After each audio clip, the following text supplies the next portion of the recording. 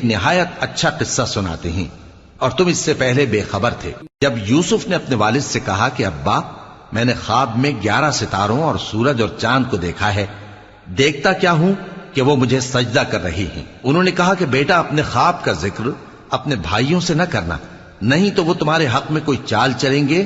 کچھ شک نہیں کہ شیطان انسان کا کھلا دشمن ہے، اور اسی طرح اللہ تمہیں برگزیدہ و ممتاز کرے گا اور خواب کی باتوں کی تعبیر کا علم سکھائے گا، اور جس طرح اس نے اپنی نعمت پہلے تمہارے دادا پر دادا ابراہیم اور اسحاق پر پوری کی تھی، اسی طرح تم پر اور اولاد یعقوب پر پوری کرے گا۔